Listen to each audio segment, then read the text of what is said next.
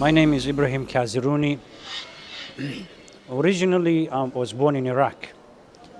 I left Iraq 40 years ago as a child after I was imprisoned. And I ended up traveling all over Middle East and finally in United Kingdom, and after that, the last 12 years or 13 years in United States. The reasons for me coming here personally, in addition to the fact that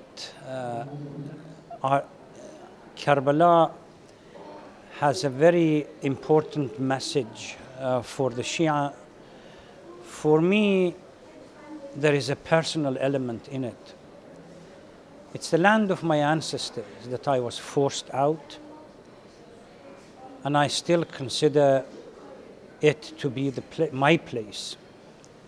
So I wanted to come back and see and smell the air again, the land that I was forced out after 40 years. So it had personal issue as well as religious one. Religious, I suppose I share it with everybody else, but my personal reasons are unique to myself. So it's a combination of both. See, let me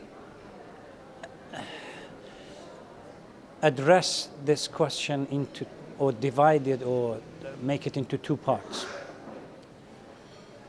There is a picture of Imam Hussein in every Shia's heart. And I don't believe that picture will change, because the story of Karbala constitutes literally the essence of Shi'ism. That picture doesn't change. The environmental circumstance that goes with it might change. The Karbala 40 years ago when I left certainly has changed from the Karbala that I see it today. But that should not be taken to imply that the picture of Imam Hussein is going to change. Yes, if I walk into the mausoleum today and look around, definitely there has been changes. But I don't think that says much about changing. And I believe I speak for the rest of at least people that I have associated with. Imam Hussein and the whole uprising of Ashura and the story of Karbala constitutes the foundation of Shi'ism. And I don't believe that will change. Our understanding and the circumstance might change, but the essence and the spirit remains the same. So in my case, it's the same thing. Definitely, as I said, Karbala today is not the Karbala that I left 40 years ago. But Imam Hussein, the role that Imam Hussein plays and the whole uprising of Karbala plays in my life, today it's the same as it was 40 years ago, and if I live another 40 years, it will be the same thing. It was in our blood. When our mothers fed us, it was with the name of Ahlul Bayt. So I don't think that is going to change. I think the gratitude goes, number one, to the group that invited me to come, As-Salam group that invited me to come with them as a religious scholar, because I attempted on a number of occasions to come back. and see Karbala for myself before the occupation, the American occupation, during Saddam's time, but for whatever reason it didn't work out. 3 years ago, it just happened. I went to Tehran for a research, and somebody said that I could travel to Najaf, but it didn't work out. So I think my thank goes to the group, number one. But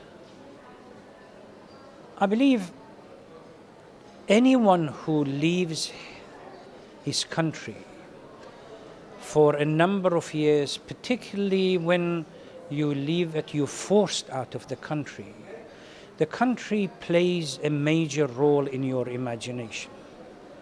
And you always long to come back and at least get that chapter closed.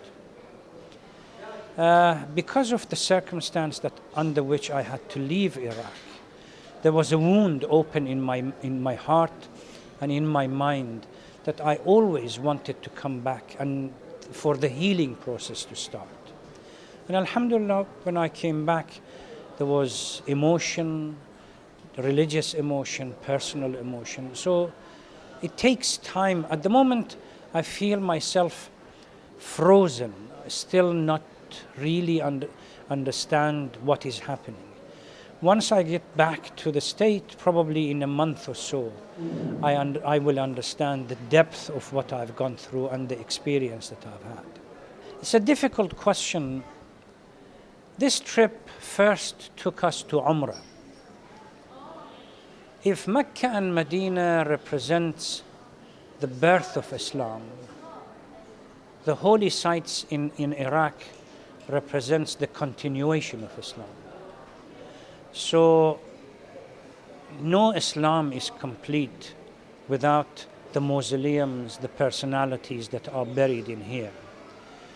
I look at them as in addition to religious and personal and emotional issue, the fact that what happened in Iraq historically literally seals and embodies Islam in reality.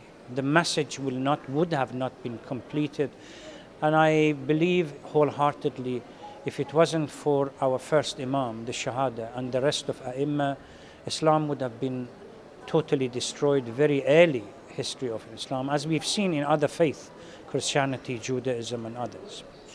The reason why we have Islam and the persistence of the message of Ahlul Bayt, it's because of what happened here, Imam Hussein in particular. It taught us to live by a message and to be prepared to sacrifice ourselves for the sake of a higher values, which is the true Islam. I think the zeal and the spirit should have been created before you come over here. You have an imaginary world, stories that we have read, lectures that we have listened to. Remember, these mausoleums were created after the martyrdom of our Imams. But they are symbolically, this is the verse in the Holy Quran, وَمَنْ يُعَظِّمْ شَعَائِرَ اللَّهِ. This is the sha'air, the symbolic nature of all these mausoleums, to remind us of how should we react. The kind of knowledge that we should acquire about the people who gave their life and were martyred here, the message that they had, etc., etc. So, yes, we are driven by a virtual world, let's put it this way, that comes out of stories and lectures. But once we come here, it takes a different life. Those, particularly for people that come here for the first time, it becomes real. The virtual world that we have created, the imaginative world, becomes a real world. Now you can put names to places. You can put names to characters. You can stand in front of the mausoleum and remember the sacrifice that they have given for Islam that we have today, particularly the Shia version of Islam. I think everyone has personal questions to ask. I don't think anyone would come here and would leave without asking those personal issues. Like everybody else, I had a number of personal issues. But I think the driving force was, as I'm getting close to the end of my life, I was driven or motivated more to ask what we call spiritual questions, to ask Allah subhanahu wa ta'ala through Ahlul Bayt to give us the opportunity and the privilege to stay on the right path, the path of Ahlul Bayt. That if the opportunity comes, to be ready to sacrifice ourselves for the sake of the message and the goal that our Imams sacrificed themselves. At the same time, when I stand in front of the mausoleum, I ask for the usual things, the non-important things, but to me might be important. So it's a combination of both. Thank you very much. Assalamu alaikum. My name is Arsha Samand. I live in Canada, and this is my second time coming to Karbala. I'm very blessed. I came with Haji Fahim Hashimi. He brought a whole group with him. A lot of people came.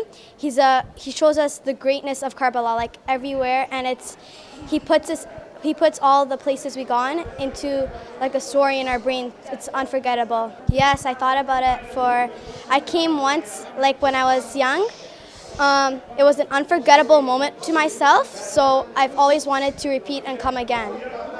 I felt very happy, and I felt blessed that I could come here and see it in person. Like, I could see it in my brain and as a dream, but it's not the same coming in person and like praying there and just going inside by person.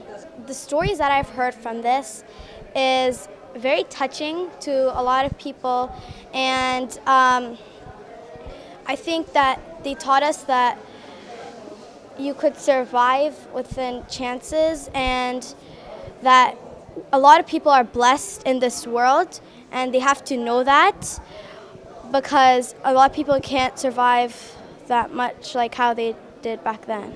I asked him for health for my family, and I prayed for some sick people that I from back home. I prayed for some people, and I asked for that. I love to come again.